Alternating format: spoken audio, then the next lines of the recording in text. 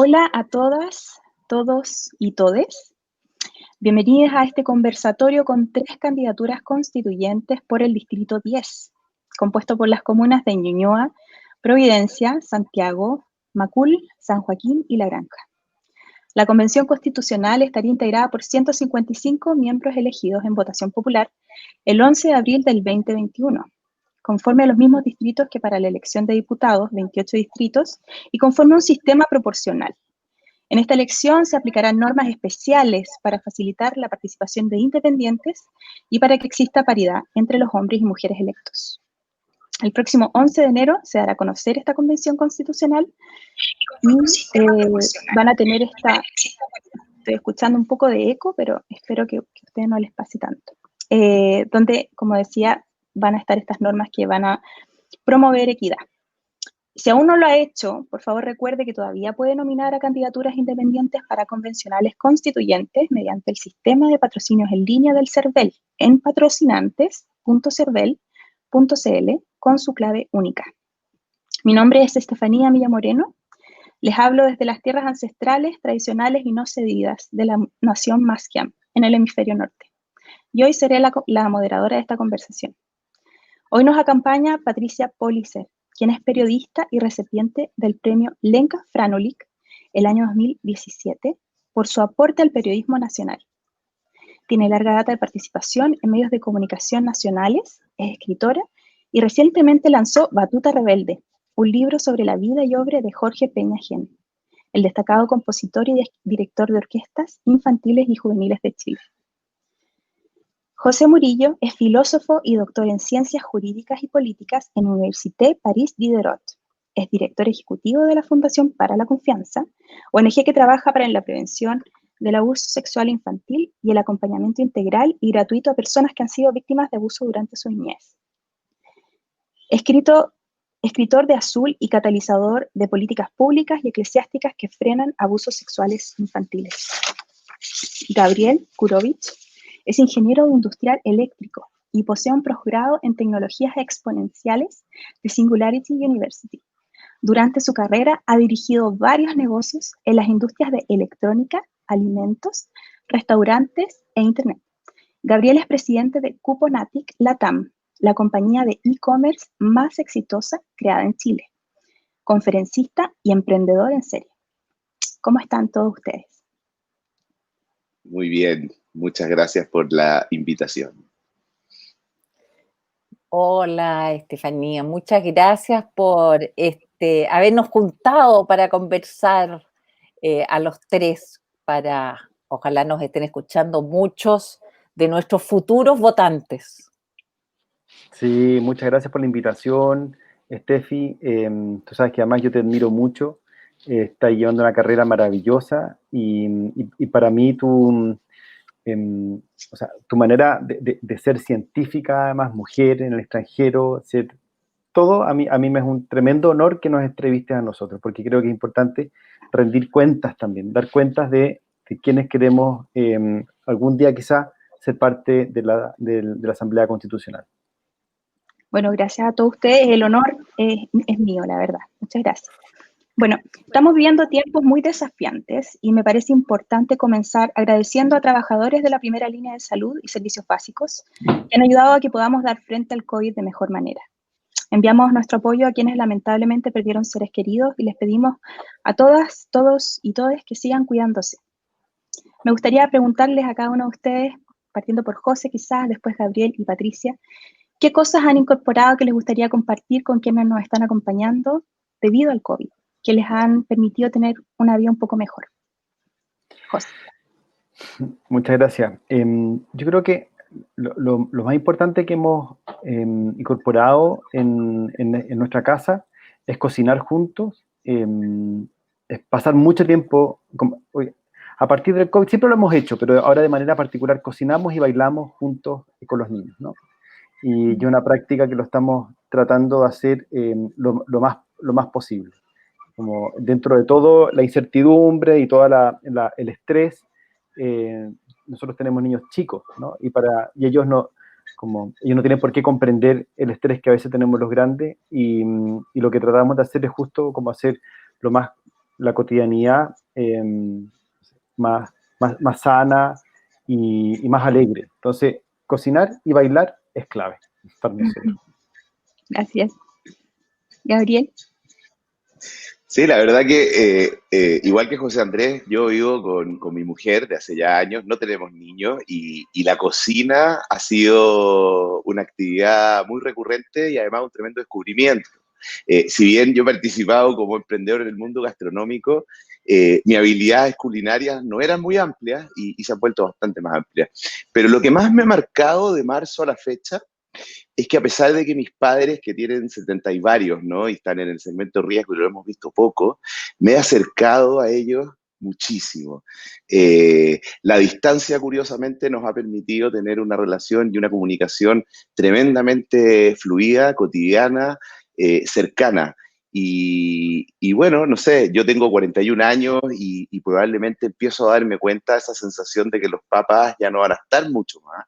Y ha sido un reencuentro con tecnología por medio y manteniendo las distancias, pero tremendamente potente este año en cuanto a la cercanía con mis padres. Y si hay algo que agradecerle finalmente entonces a lo que nos ha pasado con el COVID, creo que son esos pequeños detalles que quizás nuestra trayectoria vital no los hubiera incorporado jamás. Gracias, Gabriel. Patricia. Mira, yo creo, es curioso esto que los tres hayamos mencionado.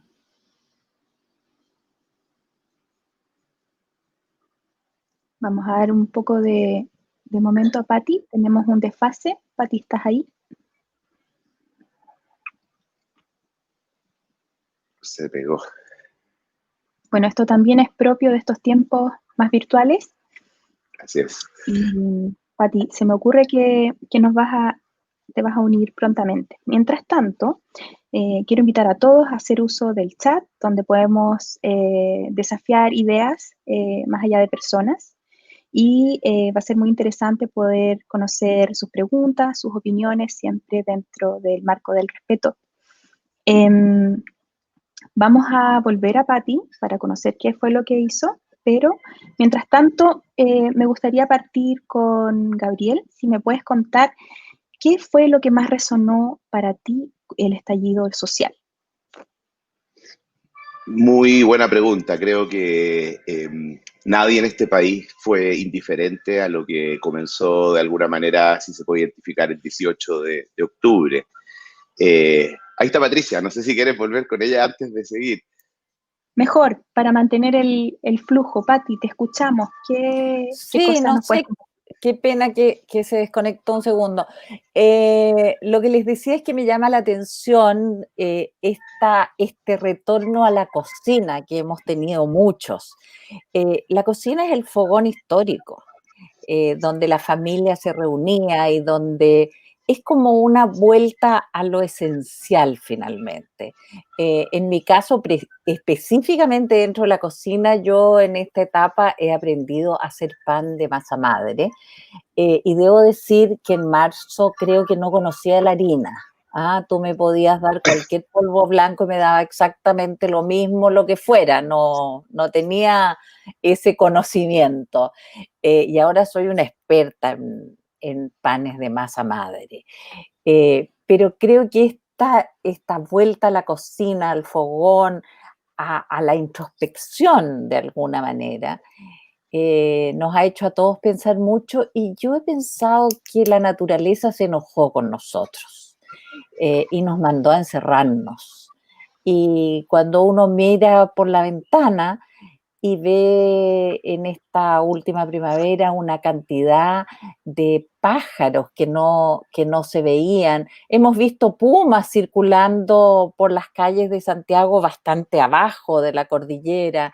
En fin, creo que hay mucho que pensar sobre cómo hemos tratado a la naturaleza, que de alguna manera nos está diciendo, ¿saben qué más? Vayan y quédense encerrados un rato y miren el desastre en el que nos tenían. Muchas gracias, Patti.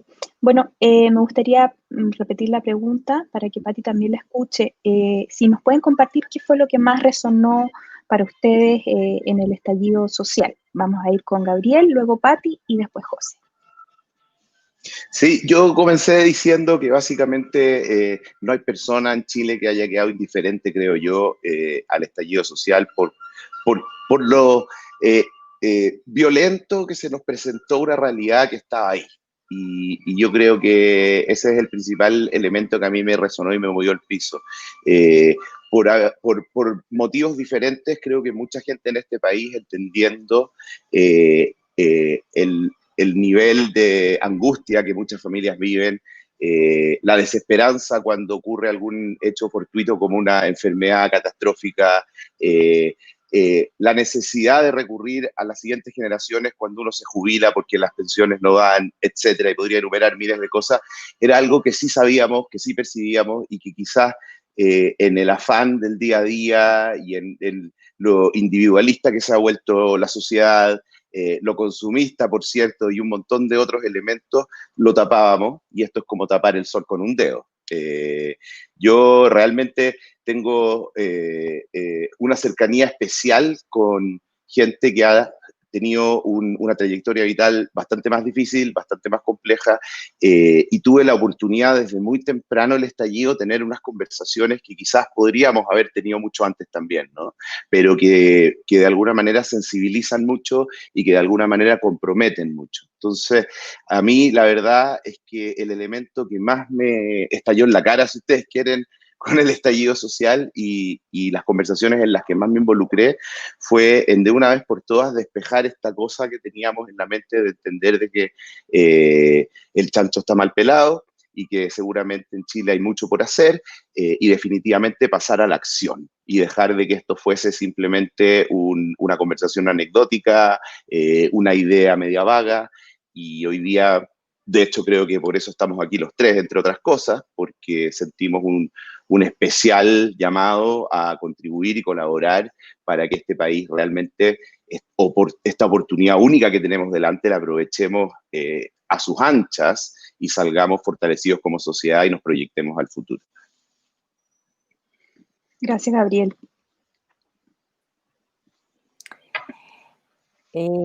A mí lo que me pasa, debo reconocer que me enoja un poco cuando escucho gente que dice que esto fue una sorpresa. Porque yo creo que estaban, como decía Gabriel, estaba todo ahí. Es decir, el dato que tú quisieras analizar en los más variados temas de nuestra sociedad, cualquier variable daba cuenta de la desigualdad, el abuso, la indignidad, en fin, todo lo que sabemos, sobre todo la desigualdad de nuestra sociedad. Entonces, la verdad es que yo siento que el estallido social fue como cuando en una familia hay alguien que tiene un problema y durante largo tiempo intenta ponerlo sobre la mesa, trata de comentarlo, trata de decir, yuju, aquí estoy, me está pasando esto, y no se le escucha. Y como dice el dicho, no hay peor sordo que el que no quiere oír, y creo que eso nos pasó como sociedad. Y cuando tú llevas mucho tiempo tratando de decir algo y que por favor te escuchen, se vuelve cada vez más angustiante y finalmente sale como un grito desesperado para que de verdad se den vuelta y te escuchen. Y creo que eso fue lo que pasó en el estallido social. Tanto en algunas manifestaciones violentas, y digo algunas porque habían otras que simplemente eran vandalismo y narcotráfico entre medio, pero algunas de las manifestaciones violentas y sobre todo con las manifestaciones pacíficas en las que participaron millones de personas a lo largo de todo Chile. Fue un grito desesperado de que esto ya no da más. Gracias, Pati. José. Mira, yo intento comprenderlo desde una de las características que es probablemente más conocido en nuestro país, que que es un país telúrico, ¿no? Tectónico, en el que las fuerzas van por debajo de la Tierra y se van acumulando energía, van chocando, una quiere avanzar, la otra quiere pararla y van acumulando energía y cada ciertos años, 25, 60 años, de pronto explota, ¿no? Y no es que fue una cosa espontánea, desestructurada, sino que es la consecuencia de un conflicto subterráneo que quisimos enterrar, ¿no? Y para mí, esto en mi vida, esto partió con el terremoto del 2010. El terremoto del 2010 como que liberó algo, rompió algo, porque al mes de eso, al mes del terremoto del 27F, mes y medio puede ser, se hizo pública la denuncia contra Caradima y toda la avalancha de las denuncias públicas por abuso que le siguieron. Al mes después estábamos marchando en contra de la central a carbón, y de pronto como que algo se liberó, algo que era normalizado, que daba, en un país en el que daba más miedo manifestarse que ser víctima, de alguna manera, de todo un sistema abusivo, de pronto cayó, ¿no? Y reventó y se liberó una energía ética que agarró caudal, caudal, caudal, hasta que de pronto es cierto que en octubre yo tengo que asumirlo, yo soy cobarde, a mí me dio susto a veces de pronto ver las estaciones de metro quemadas y todo, me dio miedo. Y al mismo tiempo era como miedo y decir, algo está pasando, ¿no? Yo nunca me creí que esto fuera algo concertado por un grupo. Yo estoy seguro, es como pensar que los terremotos son, ¿se acuerdan que muchas veces había gente, las teorías conspiracionistas decían que terremoto era un experimento de las Fuerzas Armadas de no sé dónde, tratando de tirar incluso había nombres y habían documentales y todo, pero al final es simplemente la fuerza acumulada de un conflicto que se esconde y que de pronto tiene que salir por alguna parte, que nos pasa en la familia, nos pasa en la sociedad y le pasa a la tierra, ¿no? Eso. Gracias, José. Bueno, vamos a empezar de lleno en tierra derecha respecto de lo que nos convoca y que es hablar de la nueva constitución, de por qué responden a este llamado. Y para eso me gustaría partir con Patti y pedirles de paso a los tres que sus respuestas sean, ojalá lo más reducidas posibles para que abarquemos todos los temas que tenemos planificado cubrir. Patti, ¿por qué cambiar la constitución del 80? Mira, dicho en pocas palabras, la Constitución del 80 yo la veo como una camisa de fuerza, que nos impide y nos ha impedido durante décadas hacer los cambios que la sociedad chilena fue demandando en estos 30 años a través de su desarrollo.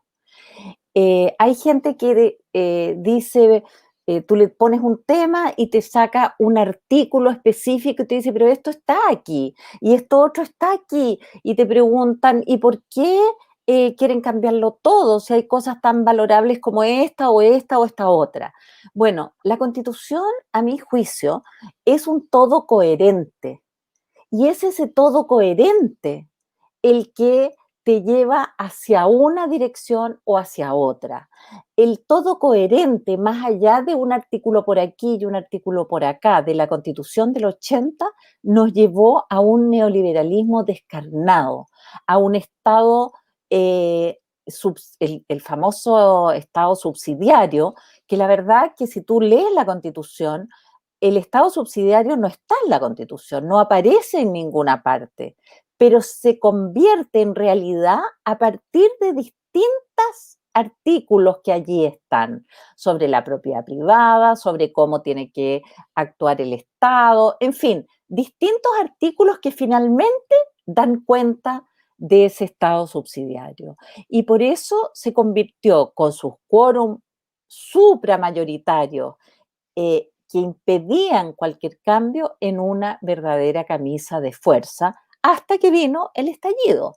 Y por eso la forma de salir de la crisis que señaló el estallido es precisamente un proceso constituyente, que cambie esta constitución. Y lo que yo espero es que tengamos, más allá de un artículo u otro, un todo coherente que cambie el rumbo hacia una sociedad básicamente más igualitaria y que asegure un medio ambiente sano. Yo creo que esas dos variables deben estar transversalmente en diversos artículos de nuestra Constitución para cambiar el rumbo. Gracias, Pati. José, vamos contigo, luego Gabriel. Estás en mute, José. Yo creo que hay dos grandes motivos. Hay un motivo técnico y hay un motivo evolutivo, podría decir, ¿no? Hay un motivo de legitimidad.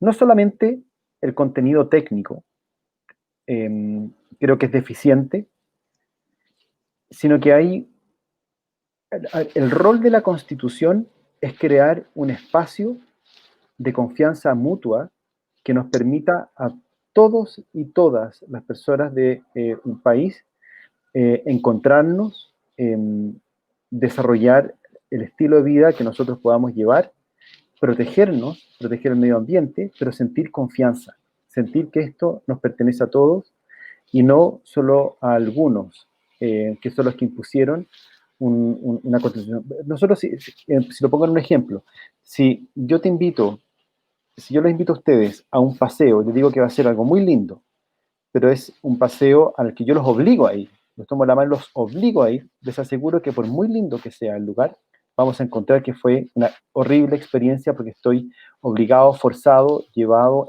a empujones. A gran parte de nuestro país lo llevaron a empujones, a un lugar que dijeron, pero es un lugar lindo, pero igual te llevamos a empujones. Eso es inaceptable. El texto de la Constitución al que lleguemos, tal vez no va a ser el mejor, evidentemente no va a solucionar de manera mágica todos los problemas con que cargamos los chilenos y las chilenas. Pero sí puede transformarse en un espacio de confianza mutua a partir del cual podamos sentir la legitimidad del país en el que estamos viviendo, criando, buscando ser felices. Por eso creo yo. Entonces hay un aspecto técnico y un aspecto más de legitimidad. Gracias, José. Gabriel. Sí, complementando un poco, si bien en lo grueso estoy de acuerdo con la mirada hacia atrás, digamos, ¿no? De por qué cambiarla del 80 y cuáles son los vicios y cuáles son las camisas de fuerza, yo creo que mi postura y la que probablemente representa un montón de gente que nos tocó vivir el Chile de la transición, digamos. Yo nací en el año 79, la verdad es que la dictadura la viví de niño, tengo algún grado de memoria sobre todo el plebiscito y los últimos años, pero creo que desde lo que me puedo hacer cargo ya como una persona adulta, la Constitución actual no nos habilita como país y como sociedad para proyectarnos hacia adelante en los próximos 30, 40, 50 años, que son las expectativas de lo que dure como carta fundamental la que vamos a construir entre todos, ¿no? Entonces, yo creo que la principal razón para cambiarla es entender que estamos en un cambio de época. Yo creo que lo que estamos viviendo no solo en Chile, sino que en todo el mundo,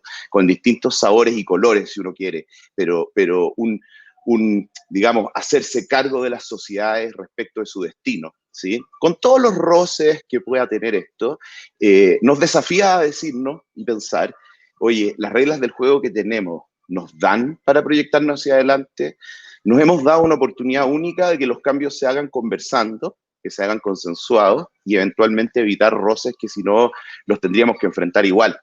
Creo que hay países que están viviendo procesos muy similares, un poquito más adelante, un poquito más atrás que Chile, y eventualmente no van a darse la chance de volver a poner las reglas del juego que les permitan realmente llegar a una sociedad que conecte con las necesidades del siglo XXI. Si finalmente, esto yo lo he dicho un par de veces, pero creo que vale la pena repetirlo, la democracia como la conocemos se desarrolló entre el siglo XVIII y el XIX, se consolidó durante el siglo XX, y ya estamos bastante entrados en el siglo XXI para no pensar de que hay que hacerle un cambio y de alguna manera acomodar todo lo que ha ocurrido. Y todo lo que ha ocurrido, si quieren, sintéticamente en los últimos 30 años desde que nació Internet.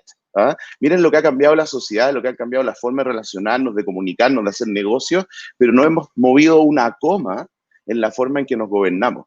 Entonces yo creo que por ahí también está la urgencia. Gracias, Gabriel. Patti, me gustaría si nos puedes conversar un poco más sobre lo que significa tener la primera constitución con mira de paridad en el mundo. Además, en un país donde hay más mujeres, más del 51% es mujer. ¿Qué nos puedes comentar sobre aquello? También tomando en cuenta que no es una cosa netamente numérica, sino también que tiene que ver con el enfoque de género y una apreciación. Me gustaría además aclarar alguna duda personal. ¿Este enfoque de género va más allá del binario? Yo creo que sí, aunque en realidad lo que estableció la Constitución fue un asunto binario, digamos, pero debiera darse, ojalá, una pluralidad mayor. Ahora, yo me siento muy contenta con esta constituyente con paridad de género, que va a ser la primera en el mundo. Entonces, confío en que realmente lleguemos a buen puerto y seamos un ejemplo y le abramos el camino a muchos otros colectivos, tanto constituyentes como de otra naturaleza. Y yo creo que el hecho de que esta sea una constitución paritaria, en términos de que la mitad de los convencionales van a ser mujeres, eh, importa no solo para incluir en la constitución lo que algunos llaman temas de mujeres, como por ejemplo, qué pasa y cómo se reconoce el trabajo doméstico y de cuidado, que es un tema tremendamente importante y hasta ahora los hombres que han gobernado mayoritariamente no se han preocupado de este asunto. Sin embargo, un estudio de Comunidad Mujer hecho hace poco tiempo atrás señala que si le pusiéramos número al trabajo doméstico y al cuidado, me refiero al cuidado de los niños, al cuidado de enfermos, al cuidado de ancianos, en fin, a toda la gama del cuidado que requiere una sociedad y que se enfrenta básicamente a partir del trabajo de las mujeres. Si le pusiéramos número a todo este trabajo doméstico y de cuidado, esto representaría el 22% del PIB, es decir, mucho más que el cobre y mucho más que cualquier área de nuestra economía. Entonces creo que, en primer lugar, el tener una constitución paritaria, sin duda va a poner el foco en ciertos temas que hasta ahora han estado invisibilizados, como este que señalo a modo de ejemplo. Pero tanto más importante que eso, a mí me parece que la mirada de género, la perspectiva de género, es transversal a todos los temas. Y yo decía hace un rato que el tema de la igualdad me parecía un tema fundamental a través de toda la redacción de la Constitución. Y creo que son las mujeres las que tienen una sensibilidad especial para mirar dónde en cada uno de los temas, el político, el laboral, en fin, el que pongas, dónde está el problema de la desigualdad en esa área. Porque somos las mujeres, básicamente, las que hemos sufrido con mayor fuerza la discriminación y la desigualdad en la pobreza, en la representación política, en la brecha salarial, en fin, donde lo pongas. Y por eso creo que el tema de la igualdad, que para mí es fundamental, está íntimamente ligado a la paridad en el proceso constituyente. Gracias, Patti. José, vamos contigo y luego Gabriel. Yo creo que hay algo que está cambiando también, Steffi, probablemente, yo no sé si me equivoco desde una perspectiva feminista, que es muy importante.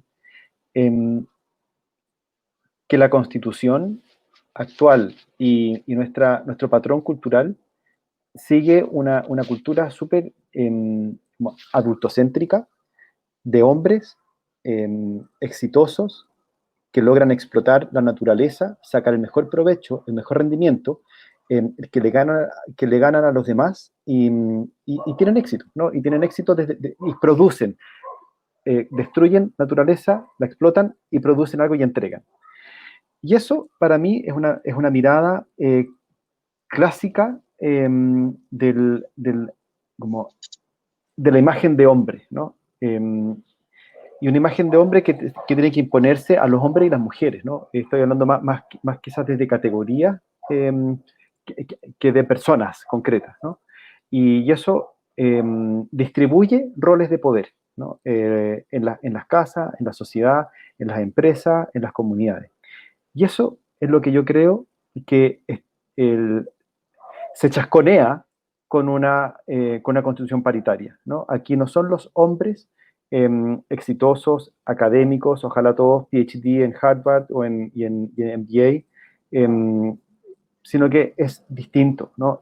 Yo sé que yo vengo de un lugar elitista, lo asumo, y siento que por eso también tengo una responsabilidad de poner este tema, ¿no? Para mí la paridad en la Constitución es la ruptura de un eje que además que ha traído cierto éxito económico y un tremendo descontento a nivel comunitario, a nivel personal, a nivel psicológico, que creo que hay que cuestionar y atrevernos a cuestionar.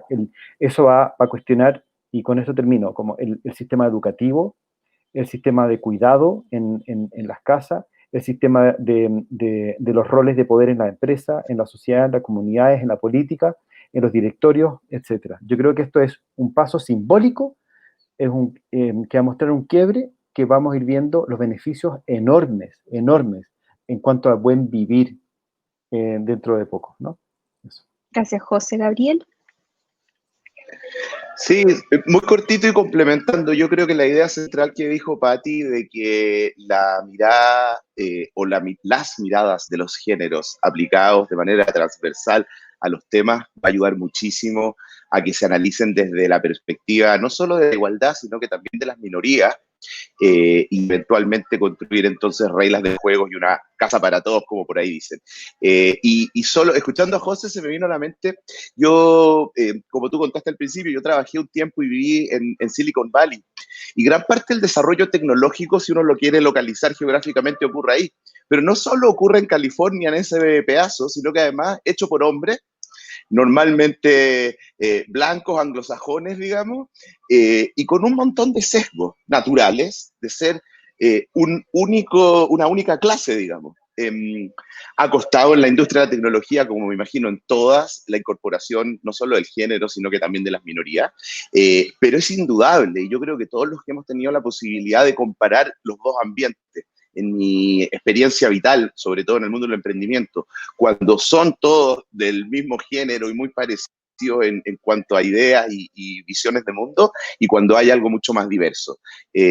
Yo he sido un agradecido de las instancias que he tenido trabajar con mujeres, tanto como jefas directas, como equipos más amplios, porque de verdad ven cosas que nosotros no vemos. Eso no puede perderse en el ejercicio de construir una nueva constitución. Sería no solo irresponsable, sino que además seguramente saldría un texto menos representativo y que nos prepararía menos para el futuro.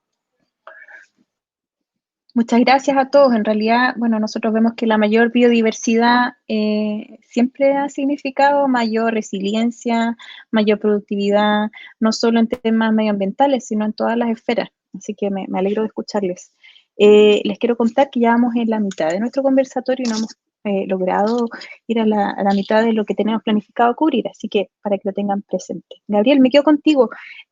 Tú estás interesado en poder explorar esto de los mecanismos de democracia participativa y contrapesos ciudadanos. Y quiero agregar en eso, si puedes también comentar sobre los 2/3. De acuerdo. Quórum. Sí. Mira, como idea general y no hacerlo tan extenso, la democracia representativa, que es básicamente el ejercicio de elegir un representante y eventualmente premiarlo o castigarlo al siguiente periodo cuando vas a votar, evidentemente está un poco trunca. Yo creo que en un momento de la sociedad fue necesario. Creo que cuando se complejizaron las democracias y pasaron de las ciudades-estados a algo más grande, era imposible juntarnos todos todo el tiempo a decidirlo todo, que sería la democracia directa. Y hoy, afortunadamente, el mundo se aplanó, el mundo se hiperconectó y la posibilidad que tenemos de seguir desarrollando nuestras vidas y nuestros proyectos vitales individuales, ya sea el estudiante, el médico, la empleada doméstica, etcétera, y a la vez ser una voz presente y participativa en el cómo nos organizamos como sociedad, es real. El primero que comenzó a hablar de esto en los años 80, bajo el título La democracia líquida, fue Bauman, un filósofo súper interesante, que le faltaba la capacidad real de que estas cosas se pudieran implementar. Y hoy se puede. Entonces, lo que yo veo es que Chile tiene la posibilidad de ser un pionero en darse ciertas reglas del juego en que los representantes, porque en esencia seguirá siendo una democracia representativa, tengan contrapesos presentes, tanto de la ciudadanía que los elige, como de los otros poderes del Estado. Entonces, déjame dar solamente un ejemplo de cosas que a mí me gustaría proponer. Yo creo que Chile tiene el tamaño justo necesario como para tener un Congreso unicameral. ¿Sí? ¿Por qué hay dos cámaras usualmente? Porque los países grandes y complejos requieren algunos legisladores con mirada local, de cada una localidad, de distritos, etcétera, y algunos legisladores con mirada amplia, macro, y ver que entonces las leyes que van creando conversen bien en los dos ámbitos. Con un país como Chile, yo creo que con una cámara se puede tener las dos miradas, pero además yo agregaría una precámara ciudadana, universal, y vinculante, obviamente montada en algún tipo de tecnología digital. Es decir, el que quiera opinar y ser una voz presente va a tener un espacio donde lo que él quiera decir se recoge, de alguna manera se condensa, se junta, etcétera, y eso es un input para que el Congreso formal, el que sigue siendo a quien crea las leyes, parta en la discusión, ¿no? Lo que antes se llamaba la cocina prelegislativa, ahora que ocurra de manera transparente y universal. Y como decía, esto de avanzar en estos mecanismos no es pura tecnología. Países como Suiza se han dado reglas del juego bastante concretas y simples, como por ejemplo que si la ciudadanía se autoconvoca en un plebiscito y suficientes personas votan, suficientes como las que eligieron el Congreso en ejercicio, ¿sí? O más, tienen la capacidad de anular una decisión del Congreso o bien forzar la discusión de un tema para que ojalá se convierta en ley. No pueden preestablecer el final de la discusión legislativa, pero al menos decir queremos que haya una ley de eutanasia o que se discuta el tema, por favor, Congreso. Y esos contrapesos son súper sanos. Sobre lo que tú me decías de los 2/3, sabemos que hay una discusión pendiente y que va a ocurrir cuando la convención se constituya, respecto de si el total cuerpo final debe ser nuevamente votado 2/3. Yo creo que es una discusión un poco ficticia y artificial, porque todos los que estén ahí, estoy seguro que van a ir mirando lo que se va construyendo en el contexto de lo que va avanzando cada uno de los temas, y probablemente van a haber comisiones, etcétera. Entonces me parece razonable que a nivel de cada artículo haya una votación del pleno de los convencionales con 2/3. Me parece razonable. Me parece que va a ser redundante esa última eventual de salida si es que hay que hacerla, si es que así se decide, pero tiendo a pensar, y sobre todo quizás por el tipo de candidatos con los que nosotros más nos involucramos, que somos los independientes, que va a lograr hacer grandes acuerdos, que va a estimular discusiones en las que uno se permita ser persuadido y persuadir a otros con sus ideas y finalmente llegar a grandes, algunos dicen mínimos comunes, yo espero que sean máximos comunes en términos del país que nos queremos dar. No me asusta particularmente la regla de los 2/3, y como te digo, habrá que ver exactamente cómo queda finalmente el reglamento y la forma de funcionamiento de la convención. Gracias, Gabriel. Patricia.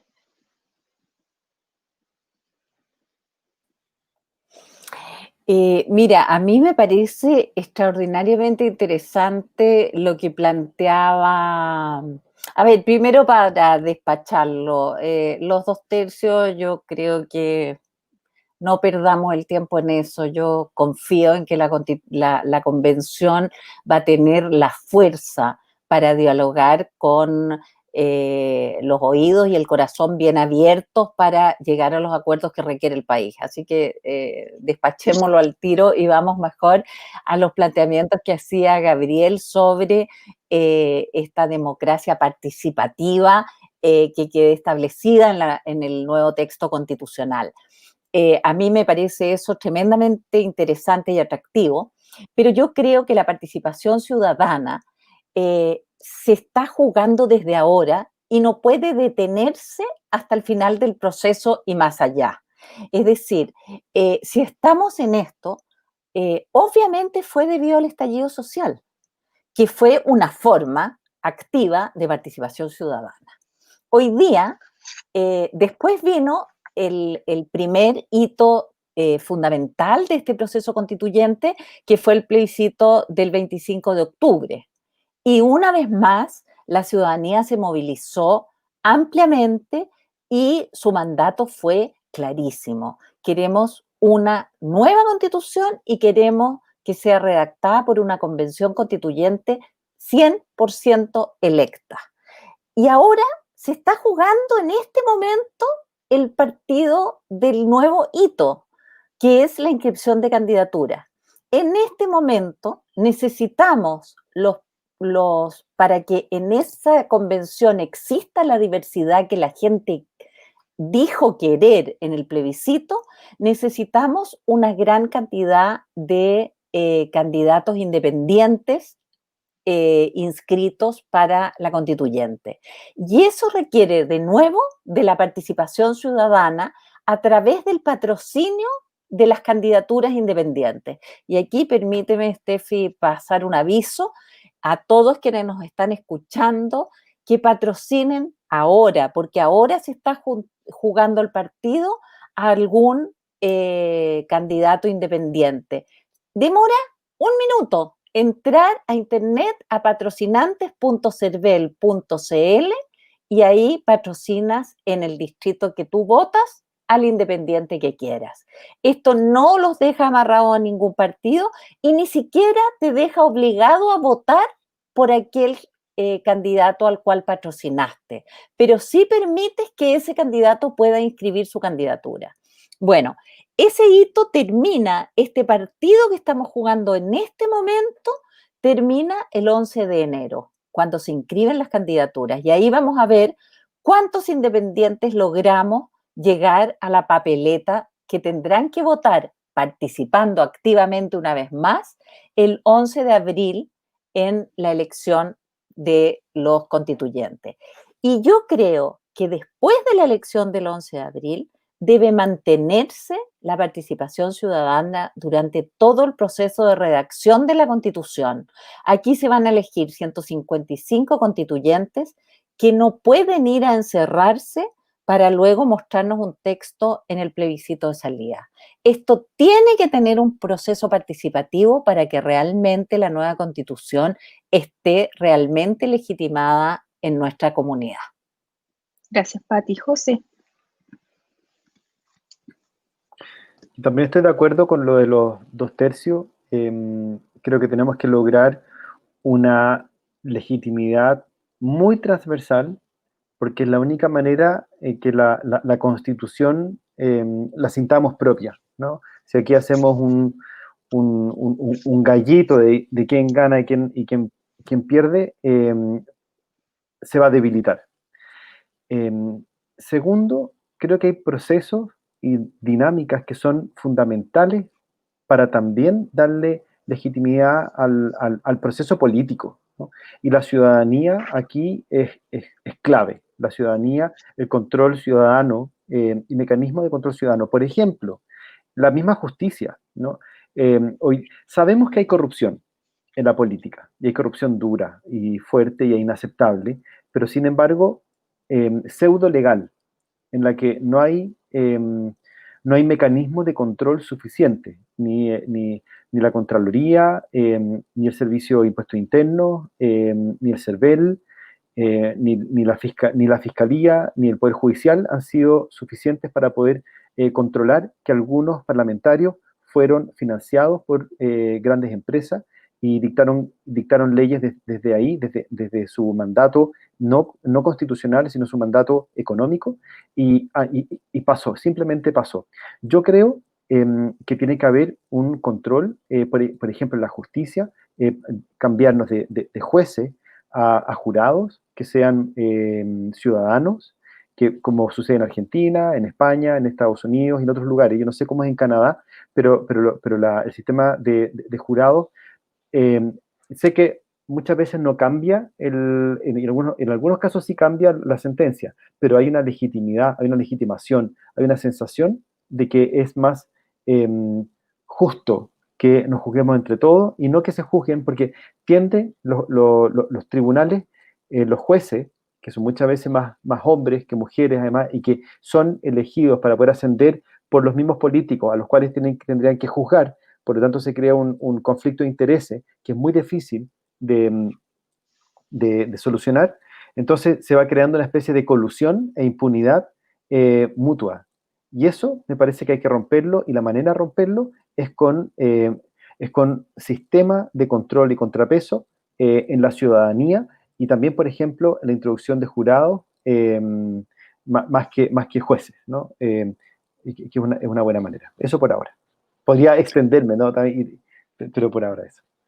Gracias, José. Quiero sí dar la oportunidad también a Pati y a Gabriel para que nos puedan contar un poco de qué es lo que opinan de esta falta de probidad, que también la vemos en casos como el Milico Gate, el Paco Gate, la ley de pesca, pero también a su vez en esta falta de probidad que uno nota cuando el 1% más rico de Chile concentra el 22,6% de las riquezas del país.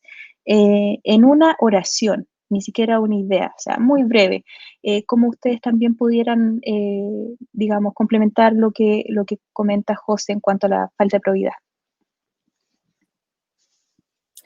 Mira, si quieres una sola frase, me parece que todo lo que tiene que ver con falta de probidad, con corrupción en esta sociedad, lo habíamos puesto debajo de la alfombra durante años, igual que la desigualdad, no lo queríamos ver, y la realidad es francamente obscena. Gracias, Pati. Gabriel. Y yo, en una frase también, y para complementar, creo que una idea general, la distribución del poder, ¿sí?, genera transparencia y control. La concentración del poder genera algo opaco y generalmente se presta para todo tipo de malos usos del poder. Entonces, por eso yo creo que también es tan urgente la conversa que estamos teniendo hoy día y que implique nuevas reglas del juego en la concentración del poder, ¿no? Gracias.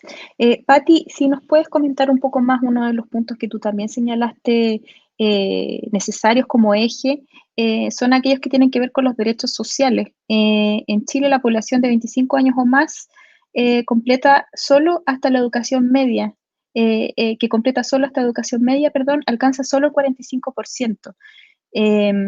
No se puede decir que en Chile hay acceso universal a servicios. Sabemos que en muchas comunas reciben agua dulce por camiones aljibe.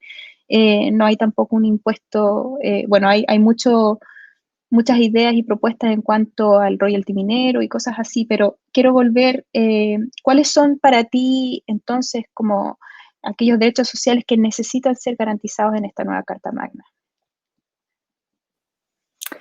Mira, como te decía al comienzo, la Constitución tiene que ser un todo coherente, porque si tú vas a la Constitución actual, también están garantizados los derechos sociales. Está garantizado, se supone, el derecho a la salud, el derecho a la educación, como tú señalabas. El problema es que estos derechos están garantizados desde la perspectiva de tu capacidad de elegir, de tu libertad, una libertad que sin los recursos para ejercerla no existe. Es decir, cuando te dicen usted puede elegir la salud que quiera, bueno, el 80 o 90% de la ciudadanía no puede elegir la salud que quiera, simplemente está en FONASA porque sus recursos económicos la obligan a estar en FONASA, no hay libertad alguna. Y lo mismo pasa con la educación. Mientras unos pocos pueden elegir estupendos colegios, la inmensa mayoría tiene que ir al colegio que le tocó, y si la calidad es buena o mala, una pena nomás.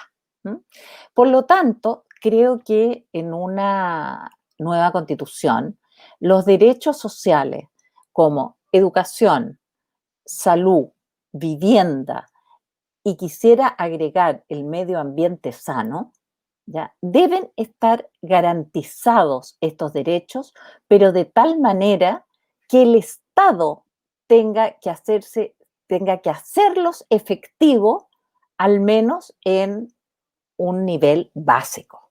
Es decir, aquí hay aberraciones tales como, por ejemplo, que en salud el 7% que se descuenta a todos los trabajadores para salud, el 7% más grande, que es el de los trabajadores que ganamos un poco más, va a las ISAPRES, en vez de ir al fondo común de toda la salud pública, en vez de dejar solo los 7% pequeñitos para ese fondo de la salud pública.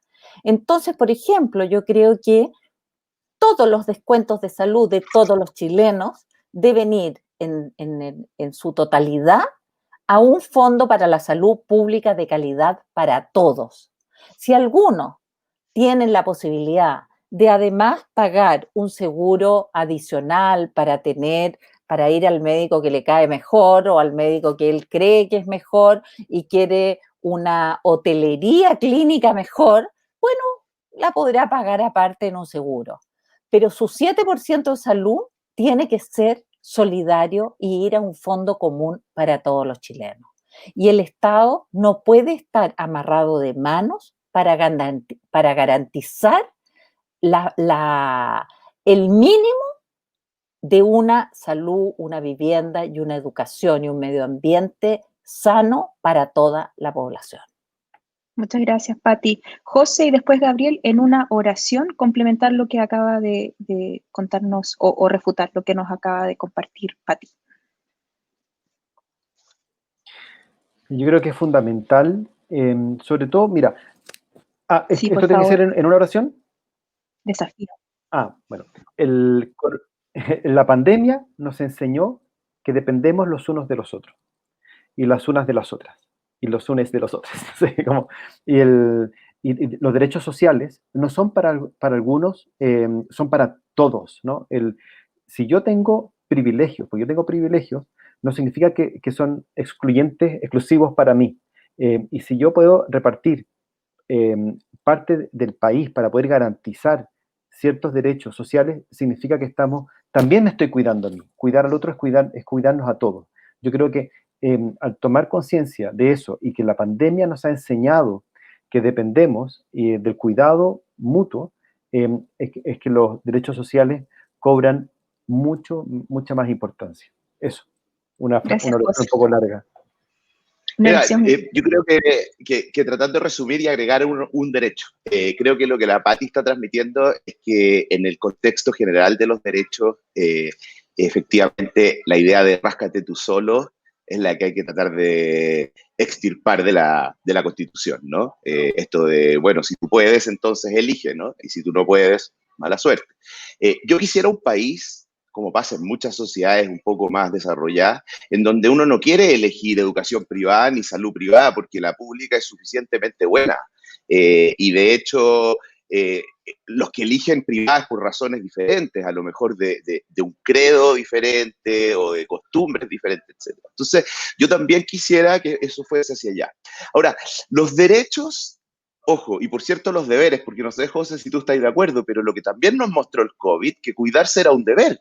Porque resulta que usa la mascarilla y no te juntes con todos, aunque seas joven, fuera del segmento de riesgo, hacer fiestas clandestinas, porque tu comportamiento nos perjudica a todos. Por lo tanto, es un derecho a la salud, pero también es un deber cuidarnos, ¿no? Entonces, los deberes no están, digamos, que en la discusión, al menos que nos ha tocado a nosotros en estos meses, muy sobre el tapete, y vale la pena ponerlos un poquito más sobre el tapete.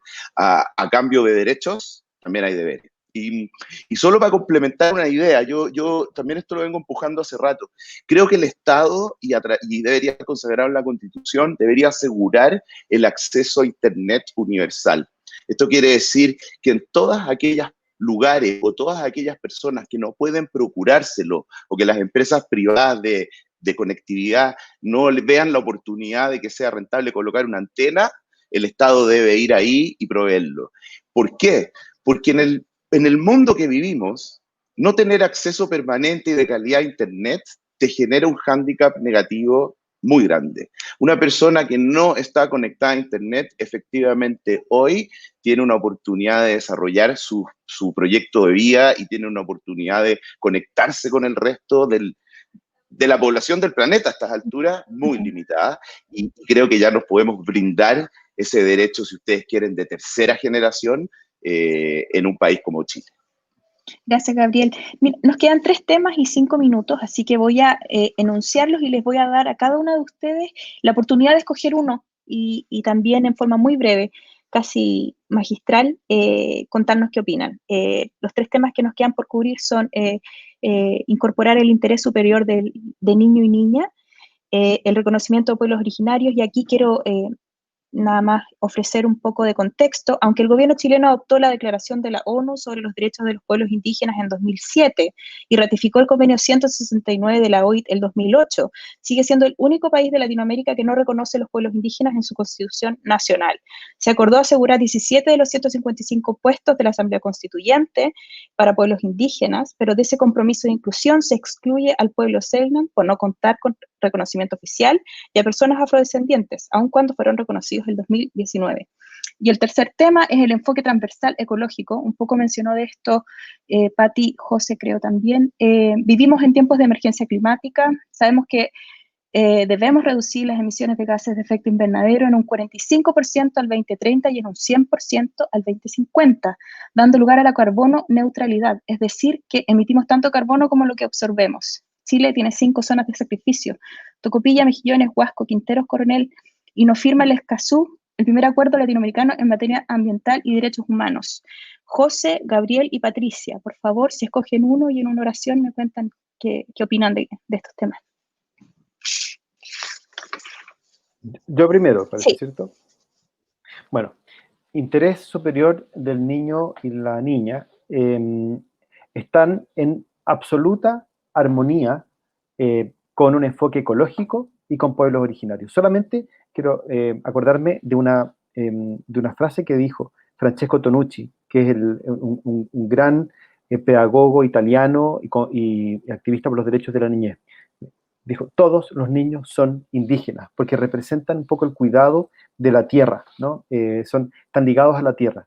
Y poner el interés superior del niño es poner el interés superior de la tierra, y es poner el interés superior de la originalidad, ¿no? de la originalidad del cuidado de la tierra. Es solamente eso, porque sé que nos queda muy poco tiempo, pero creo que es fundamental. Sí, yo voy a referirme en una frase al reconocimiento de los pueblos originarios. Para mí, personalmente, es un tema fundamental a considerar en esta Constitución. Creo que respetar la cosmovisión y la relación con la tierra de los pueblos originarios es un deber, tanto para las futuras generaciones como hacia atrás, y el arraigo en esta tierra que tienen ciertos grupos y ciertas etnias que llegaron, por cierto, mucho antes que la gran mayoría de nosotros. Y de hecho, una idea, la Constitución no va a esclarecer 100% cuál es la relación del Estado de Chile con los pueblos originarios en todas sus aristas. No va a estar ahí, probablemente va a haber unas leyes aparte, pero la presidenta Bachelet, el último día de su segundo gobierno, despachó un proyecto de nueva Constitución. Me imagino que los 3 que estamos aquí lo leímos y hemos estado estudiando diferentes partes de las constituciones pasadas de Chile y otras, y parte con una frase que me parece genial, cambia el nosotros, el pueblo de Chile, por nosotros, los pueblos de Chile.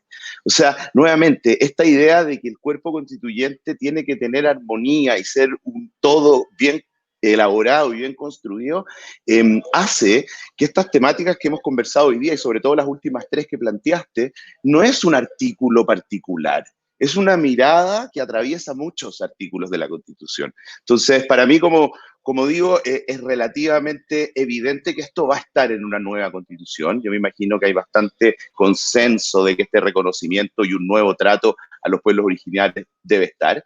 Y la pregunta va a ser exactamente cómo lo hacemos, ¿no? Y qué incorporamos, pero con eso cierro. Gracias, Gabriel.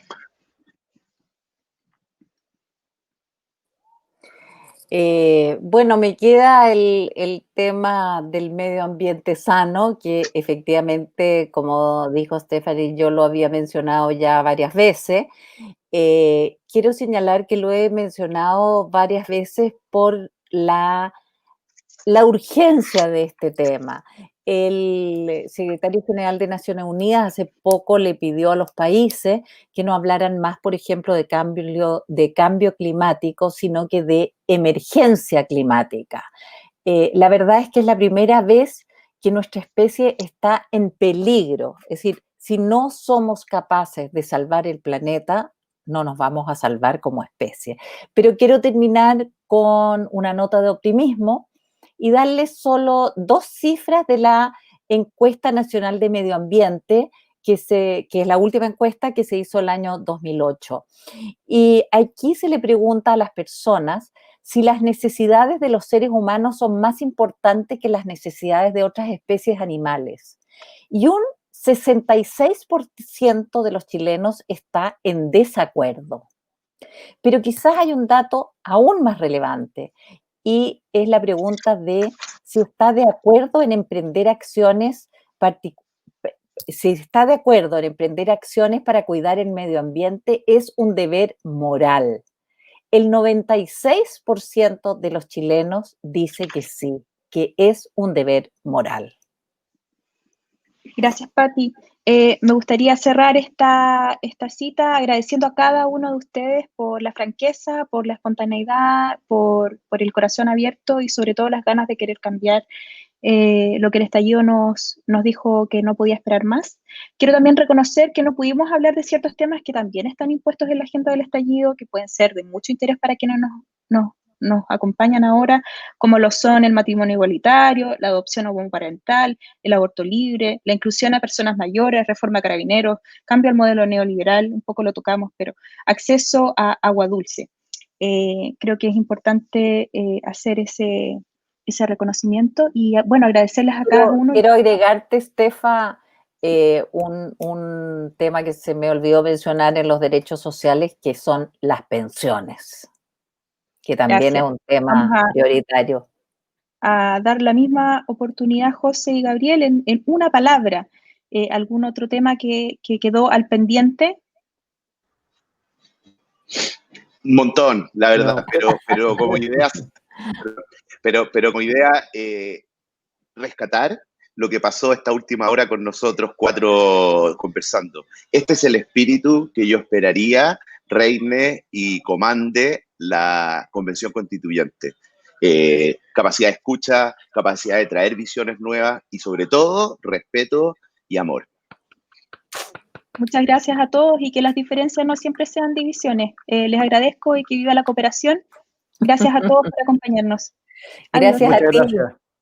Un abrazo, Steffi. Un abrazo, Pati. Un abrazo a cada uno también y cuídense mucho. Chao.